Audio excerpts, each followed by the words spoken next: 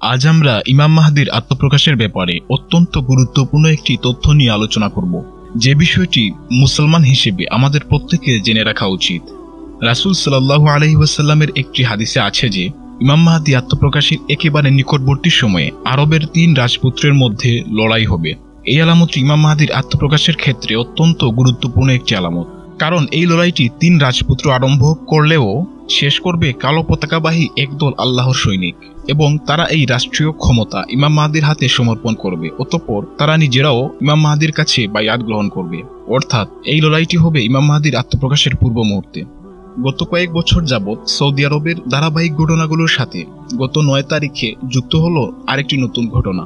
এ সকল ঘটনা পর্যালোচনা করলে বোঝা যায় সৌদি রাজপরিবারের অভ্যন্তরীণ অবস্থা এখন অত্যন্ত ভয়াবহ। রাজপুত্রদের মধ্যকার লড়াই লাগাটা এখন চূড়ান্ত পর্যায়ের। যে কোনো মুহূর্তে এ ধরনের ঘটনা ঘটে যেতে পারে। অনেকেই মনে করেন রাসূল সাল্লাল্লাহু আলাইহি ওয়াসাল্লামের এই ভবিষ্যৎবাণীটি বাস্তব হতে এখনো অনেক দেরি। তাদের জন্যই বলছি, আজকের এই ভিডিওটি শেষ পর্যন্ত দেখার পর আপনাদের এই ভুল ধারণা ভেঙে যাবে। তাই পুরো বিষয়টি বোঝার জন্য ভিডিওটি না টেনে শেষ পর্যন্ত দেখুন।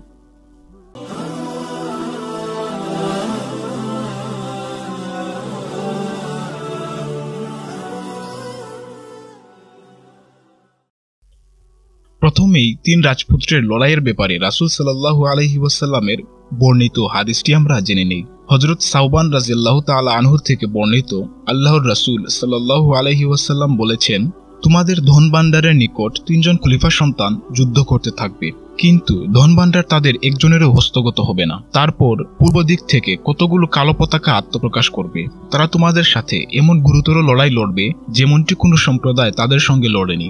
বর্ণনাকারী বলেন, তারপর নবীজি সাল্লাল্লাহু আলাইহি ওয়াসাল্লাম আরও একটি বিষয় উল্লেখ করে বললেন, তারপর আল্লাহর খলিফা মাহদির আবির্ভাব ঘটবে। তোমরা যখনই তাকে দেখবে তার হাতে বায়াত নেবে। যদি এজন্য তোমাদেরকে বরফের উপর দিয়ে হামাগুড়ি খেয়ে যেতে হয় তবুও যাবে, সে হবে আল্লাহর খলিফা মাহদি। সুনানে ইবনে মাজা খণ্ড 2 পৃষ্ঠা 1367। এখানে খলিফা সন্তান অর্থ সবাই বাদশাহ বা শাসকের সন্তান হবে। আর ধনভাণ্ডার দ্বারা কাবা ঘরের নিচের পতিত ধন সম্পদ হতে পারে, আবার নিছক রাজত্ব হতে পারে। কারো মতে ফুরাত নদীর স্বর্ণ পর্বতকে বোঝানো হয়েছে, কিন্তু রাজত্ব হবার সম্ভাবনাই বেশি। কারণ উম্মুল মুমিনিন হযরত উম্মে সালামা রাদিয়াল্লাহু তাআলা আনহা বর্ণনা করেন, আমি আল্লাহর রাসূল সাল্লাল্লাহু আলাইহি ওয়াসাল্লামকে বলতে শুনেছি, জনৈক খলিফার মৃত্যুকে কেন্দ্র করে বিরোধ সৃষ্টি হবে। তখন মদিনার একজন লোক পালিয়ে মক্কা চলে আসবে। মক্কার লোকেরা তাকে খুঁজে বের করে অনিচ্ছা সত্ত্বেও রুকন এবং মাকাম ইব্রাহিমের মাঝামাঝি স্থানে বায়াত গ্রহণ করবে। আল মুআজ্জামুল আওসাত খণ্ড 2 পৃষ্ঠা 35, মুসনাদে আবি ইয়ালা হাদিস 6940, ইবনে হিব্বান হাদিস নং 6757, আল মুআজ্জামুল কাবীর হাদিস নং 931। এই হাদিসগুলোতে একটা বিষয় লক্ষণীয় যে 3 জন রাজপুত্র লড়াই করবে। এ বিষয়টি হাদিসে স্পষ্ট বলা হয়েছে, কিন্তু 3 জন রাজপুত্র একই পিতার সন্তান হতে হবে বিষয়টা এরকম না। তবে একই পিতার সন্তান হতেও পারে, কিন্তু হাদিসে এভাবে নির্দিষ্ট করে দেওয়া হয়নি। তাই 3 জন ব্যক্তি যারা লড়াই করবে তারা রাজপুত্র হবে, কিন্তু যে বাদশাহ মারা যাবে তারই সন্তান হওয়া শর্ত না। অন্য কোনো বাদশাহের কিংবা কোনোভাবে রাজপরিবারের ছেলে হলেই রাসূল সাল্লাল্লাহু আলাইহি ওয়াসাল্লামের ভবিষ্যৎবাণীর সাথে মিলে যাবে। বাদশার মৃত্যুকে কেন্দ্র করে ক্ষমতা হস্তগত করার জন্য 3 রাজপুত্র পরস্পর লড়াই শুরু করবে। এ সময় ইমাম মাহদি নিজেকে রক্ষা করতে মদিনা থেকে মক্কায় চলে যাবেন, আর কয়েকটি কালো পতাকাবাহী দলের আবির্ভাব ঘটবে। তারা এই ক্ষমতালোভীদের সাথে গুরুতর লড়াই করবেন। তারা ইমাম মাহদির কাছে ক্ষমতা হস্তান্তর করে নিজেরাও মাহদির কাছে বায়াত গ্রহণ করবে। হাদিসে বর্ণিত 3 রাজপুত্রের লড়াইয়ের ব্যাপারটা এখন আমরা বর্তমান সৌদি রাজপুত্রদের সাথে এবং রাজনৈতিক অবস্থার সাথে মিলাবো। সৌদি রাজ পরিবারের অভ্যন্তরীণ ঘটনাসমূহ স্পষ্টভাবে কখনো মিডিয়াতে আসে না, কিন্তু এখন পর্যন্ত যে সকল নিউজের পক্ষে অনেক পরিমাণ প্রমাণ পাওয়া যায়, শুধুমাত্র সেগুলোর দিকে নজর দিলেও অনুমান করা যায় যে সৌদি রাজ পরিবারের অভ্যন্তরীণ কুন্দল আজ চূড়ান্তে পৌঁছে গেছে। তাই আমাদেরকে বর্তমান সৌদির পরিস্থিতি পরিষ্কারভাবে বুঝতে হলে প্রথমে সৌদি রাজনীতি সম্পর্কে ও সৌদি রাজ পরিবারের ইতিহাস সম্পর্কে সংক্ষিপ্ত একটা ধারণা নিতে হবে। আধুনিক সৌদি আরব বা বর্তমানে সৌদি আরব যে কাঠামোর উপর দাঁড়িয়ে আছে, এর প্রতিষ্ঠাতা হলেন বাদশাহ আব্দুল আজিজ বিন আব্দুর রহমান। তার মৃত্যুর পর তার ছেলেদের মাধ্যমে বাদশাহী পরিচালিত হয়ে আসছে। আধুনিক সৌদিতে এখন পর্যন্ত বাদশাহীর দায়িত্ব পালন করেছেন সাউদ বিন আব্দুল আজিজ, ফয়সাল বিন আব্দুল আজিজ, খালিদ বিন আব্দুল আজিজ, ফাহাদ বিন আব্দুল আজিজ, আব্দুল্লাহ বিন আব্দুল আজিজ। এরা প্রত্যেকেই বাদশাহ আব্দুল আজিজ বিন আব্দুর রহমানের সন্তান ছিলেন। এমনকি বর্তমান বাদশাহ সালমান বিন আব্দুল আজিজও তার সন্তানদের মধ্যে একজন। এই সকল বাদশাহদের সবার পরিবারকে একসাথে সৌদি রাজ পরিবার বলা হয়। তাদের যে সকল ছেলে সন্তান রয়েছে তাদেরকে বলা হয় প্রিন্স বা রাজপুত্র। সৌদির দীর্ঘদিন ধরে চলে আসা নিয়ম হল, বাদশার মৃত্যুর সময় যে ব্যক্তি ক্রাউন প্রিন্সের দায়িত্বে থাকবেন তিনি পরবর্তী বাদশাহ হবেন। তাই ক্রাউন প্রিন্সের এই পদটি সৌদি রাজবংশের যে কারোর জন্য অত্যন্ত গুরুত্বপূর্ণ একটি পদ। বর্তমান বাদশাহ সালমান বিন আব্দুল আজিজ ক্ষমতা গ্রহণের পর ক্রাউন প্রিন্স হিসেবে দায়িত্ব দিয়েছিলেন তার ভাতিজা মোহাম্মদ বিন নায়েফকে। সে হল বাদশাহ সালমানের ভাই নায়েফ বিন আব্দুল আজিজের ছেলে। সে তুলনামূলক চৌকস, বুদ্ধিমত্তা সম্পন্ন ও যোগ্যতা সম্পন্ন থাকায় বাদশাহ সালমান তাকে ক্রাউন প্রিন্স হিসেবে নিযুক্ত করেছিলেন। ডেপুটি ক্রাউন প্রিন্স হিসেবে নিযুক্ত করেছিলেন নিজ ছেলে বর্তমান ক্রাউন প্রিন্স মোহাম্মদ বিন সালমানকে।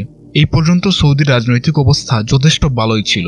সমস্যার উৎপত্তি ঘটে মোহাম্মদ বিন সালমানের পদোন্নতির মধ্য দিয়ে।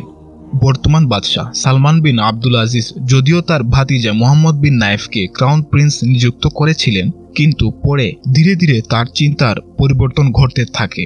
তিনি চাইছিলেন তার পরবর্তীতে সৌদির বাদশাহ তার ছেলে মোহাম্মদ বিন সালমান হোক, কিন্তু ক্রাউন প্রিন্স হিসেবে যেহেতু তার ভাতিজা ছিল সেহেতু এটা একটা বড় সমস্যা হয়ে দাঁড়িয়েছিল। তাই সালমান 2017 সালে তার ভাতিজা মোহাম্মদ বিন নায়েফকে একরকম জোর করেই দায়িত্ব থেকে সরিয়ে আপন ছেলে মোহাম্মদ বিন সালমানকে ক্রাউন প্রিন্সের দায়িত্ব দেন, যাতে করে মোহাম্মদ বিন সালমানের পরবর্তীতে বাদশাহ হওয়ার পথে কোনো প্রকার নৈতিক বাধা না থাকে। কিন্তু মোহাম্মদ বিন সালমানের ক্রাউন প্রিন্স হওয়ার পরেও বাদশাহ হওয়ার পথে অনেক সমস্যা থেকে যায়। আমরা ইতিমধ্যেই বিভিন্ন গণমাধ্যমের দ্বারা বুঝেছি যে সে মূলত পাশ্চাত্য মনা মানুষ, যার কারণে তাকে মুসলিম সংখ্যাগরিষ্ঠ সৌদির সাধারণ জনগণ এবং সৌদি রাজপরিবারের বেশিরভাগ সদস্যই গ্রহণ করবে না। এছাড়া তার চেয়ে যোগ্যতা সম্পন্ন ও জনপ্রিয় প্রিন্সেরও অভাব নেই সৌদি রাজপরিবারে। বর্তমান ক্রাউন প্রিন্স মোহাম্মদ বিন সালমান ক্ষমতায় আসার পর এই ব্যাপারগুলো অনুভব করেছিল।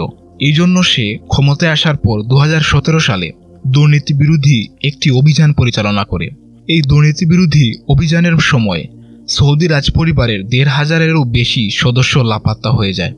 এদের মধ্যে আলেম, সাহিত্যিক, শিক্ষাবিদ, সমাজ সংস্কারক সহ আরও অনেক বিশিষ্ট লোক ছিলেন। এছাড়া অনেককে বিভিন্ন অভিযোগে আটক করা হলেও পরে তাদের আর কোনো সন্ধান মেলেনি। কোথায়, কিভাবে তাদের আটক করা হয়েছে কিংবা তারা আদৌ জীবিত আছে কিনা তাও জানা যায়নি। এটা স্পষ্ট যে এ কাজটা মোহাম্মদ বিন সালমানই করেছিল তার ক্ষমতায় যাওয়ার পথকে মসৃণ করে তোলার জন্য। এছাড়া অনেক অভিযোগও উঠেছিল যে মোহাম্মদ বিন সালমান এদেরকে গুম করেছে। উল্লেখ্য যে ইয়েমেনে এখন যে যুদ্ধ চলছে তার মূল কলকাঠি নাড়ছে বলেও সালমানকেই দায়ী করা হয়। সাবেক ক্রাউন প্রিন্স মোহাম্মদ বিন নায়েফকে মোহাম্মদ বিন সালমান সবচেয়ে বড় প্রতিদ্বন্দ্বী ভেবেছিল, কারণ সাবেক ক্রাউন প্রিন্স স্বরাষ্ট্রমন্ত্রীর দায়িত্ব পালনকালে তিনি দেশের 3 সশস্ত্র বাহিনী নিয়ন্ত্রণ করেছেন, যার মধ্যে সেনাবাহিনী ও ন্যাশনাল গার্ড বাহিনীও রয়েছে। কাজেই ক্ষমতার লড়াইয়ে তিনি তাৎপর্যপূর্ণ সুবিধা পাবেন বলেই মনে করা হচ্ছে। এছাড়াও তিনি যুক্তরাষ্ট্রের ঘনিষ্ঠ ব্যক্তিত্ব, মার্কিন গোয়েন্দা বাহিনীর সঙ্গে তার বেশ জানাশোনা আছে। তাই তাকে ক্ষমতা থেকে সরিয়েই মোহাম্মদ বিন সালমান ক্ষান্ত হননি। তাকে নেশাগ্রস্তের অপবাদও দেয়া হয়। সবশেষে রাষ্ট্রীয় ষড়যন্ত্রের দায়ে গ্রেপ্তারও করা হয়েছিল। এখনও তিনি জেলে আছেন বলেই জানা যায়। এছাড়া বর্তমান সৌদি বাদশাহ সালমান বিন আব্দুল আজিজের ছোট ভাই আহমেদ বিন আব্দুল আজিজও সৌদি পরিবারের গুরুত্বপূর্ণ একজন ব্যক্তিত্ব। বর্তমান বাদশার মৃত্যুর পর সেই হবে রাজপরিবারের সবার মুরব্বী। তাই বাদশাহ হওয়ার দাবিতে সেও অগ্রগণ্য হবে। সম্পর্কে সে মোহাম্মদ বিন সালমানের আপন চাচা। যতদূর জানা যায় তাদের মধ্যকার সম্পর্কও অনেক ভালো ছিল, কিন্তু হঠাৎ করে কিছুদিন পূর্বে তাকেও রাষ্ট্রের বিরুদ্ধে ষড়যন্ত্রের দায়ে গ্রেপ্তার করা হয়। এরই ধারাবাহিকতায় গত 9 মে গ্রেপ্তার করা হয় আরেক রাজপুত্রকে। তিনি হলেন সাবেক বাদশাহ আব্দুল্লাহ বিন আব্দুল আজিজের ছেলে ফয়সাল বিন আব্দুল্লাহ। তাকে 2017 সালে একবার গ্রেপ্তার করা হয়েছিল। তিনি সৌদির বর্তমান রাষ্ট্রীয় কর্মকাণ্ডের বিরুদ্ধে চরম বিরুদ্ধাচরণ করে আসছেন। তাই তাকে দ্বিতীয়বারের মতো গত 9 মে গ্রেপ্তার করা হয়। তার বিরুদ্ধে অভিযোগ হলো এই যে সে বর্তমান ক্রাউন প্রিন্স মোহাম্মদ বিন সালমানকে ক্ষমতা থেকে সরিয়ে রাজ ক্ষমতাকে কিভাবে পুনরায় সাজানো যায় এ ব্যাপারে কাজ করছিল। ধারণা করা হয় তার সাথে রাজপরিবারের আরও অনেক সদস্যকে গ্রেপ্তার করা হয়েছে, কারণ রাজপরিবারে তার বিপুল জনপ্রিয়তা রয়েছে। সুপ্রিয় দর্শকবৃন্দ, সৌদির বর্তমান রাজনৈতিক অস্থিরতার দরুন সৌদি রাজপরিবারের সম্পর্কের মধ্যে দেখা দিচ্ছে একের পর এক ফাটল, আর ধীরে ধীরে এই ফাটলগুলো দীর্ঘ আকার ধারণ করছে। এছাড়াও এর প্রভাব পড়ছে সৌদি জনসাধারণের মধ্যেও। তাদের মধ্যেও দেখা দিচ্ছে বিভিন্ন দলগত মত পার্থক্য। সৌদির বর্তমান রাজনৈতিক এই বিশৃঙ্খলা দিন দিন বেড়েই চলছে। এই ক্ষমতার লড়াই কোথায় গিয়ে শেষ হবে সেটা আল্লাহই ভালো জানেন। একটা বিষয় অনেকেই জানেন যে সৌদির বর্তমান বাদশাহ অনেকদিন যাবৎ অসুস্থ আছেন। তিনি ভালোভাবে চলাফেরাও করতে পারেন না। তার হয়ে সব কাজ মোহাম্মদ বিন সালমানই সম্পন্ন করছেন। এখন প্রশ্ন হলো, সৌদির এই বিশৃঙ্খল পরিস্থিতিতে যদি তিনি মৃত্যুবরণ করেন তবে সৌদির রাজনৈতিক অবস্থার মধ্যে কোন ধরনের পরিবর্তন সৃষ্টি হতে পারে? মোটামুটি নিশ্চিতভাবেই বলা যায় যে ক্ষমতা হস্তগত করার জন্য বড় ধরনের একটা লড়াই শুরু হয়ে যাবে। বিশেষজ্ঞগণ সেদিকেই ইঙ্গিত করছেন। সৌদির গত কয়েক বছর ধরে চলে আসা এই চলমান পরিস্থিতি পর্যবেক্ষণ করে বলা যায় যে নবী করিম সাল্লাল্লাহু আলাইহি ওয়াসাল্লামের প্রতিশ্রুত ইমাম মাহদীর আত্মপ্রকাশ খুব বেশি দূরে নয়। হাদিসটিতে আমরা দেখেছি যে 3 জন রাজপুত্র ক্ষমতার জন্য লড়বে।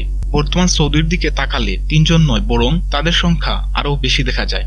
কিন্তু সবাই আলাদাভাবে জনবল এবং অস্ত্রবল নিয়ে লড়াইয়ে নামার ক্ষমতা রাখে না। তাই উপযুক্ত সময়ে লড়াই করবে ওই 3 জন যারা জনশক্তিতে এবং অস্ত্রশক্তিতে একে অপরের সাথে লড়াই করার সামর্থ্য রাখবে। সুপ্রিয় দর্শক, আমরা আশা করতে পারি যে আল্লাহর হাবিব হযরত মুহাম্মদ সাল্লাল্লাহু আলাইহি ওয়াসাল্লামের ভবিষ্যৎবাণীটি প্রকাশিত হতে আর বেশি দিন সময় লাগবে না, যার মধ্য দিয়ে ইমাম মাহদীর আত্মপ্রকাশ ঘটবে এবং নতুন করে আখেরি জামানার শেষ ইসলামী খেলাফত প্রতিষ্ঠিত হবে। ইমাম মাহদীর নেতৃত্বে চারিদিকে ইসলামের বিজয়ধ্বনি আবারও ধ্বনিত হবে। এই মুহূর্তে আমাদের আবশ্যিক কর্তব্য হল নিয়মিতভাবে আরব বিশ্বসহ আন্তর্জাতিক রাজনৈতিক পরিস্থিতি ভালোভাবে পর্যবেক্ষণ করা, যেন কোনোভাবেই ইমাম মাহদীর দলে যোগ দিতে কেউ ব্যর্থ না হয়। কারণ রাসূল সাল্লাল্লাহু আলাইহি ওয়াসাল্লাম নির্দেশ দিয়েছেন যে যেভাবেই হোক ইমাম মাহদীর দলে যোগ দেওয়ার জন্য। ভিডিওটি ভালো লেগে থাকলে লাইক দিন। এরকম কোনো বিষয় সম্পর্কে জানার আগ্রহ থাকলে কমেন্ট বক্সে লিখতে ভুলবেন না অবশ্যই। সে বিষয়ে ভিডিও তৈরি করার চেষ্টা করব ইনশাল্লাহ। আর এই গুরুত্বপূর্ণ হাদিসটির বাস্তবতা সম্পর্কে আপনাদের পরিচিতদের জানিয়ে দিতে ভিডিওটি শেয়ার করুন। আল্লাহ পাক যেন আমাদের সবাইকে ইমাম মাহদীর নেতৃত্বাধীন ইসলামী বাহিনীর সদস্য হওয়ার তৌফিক দান করেন। আমিন।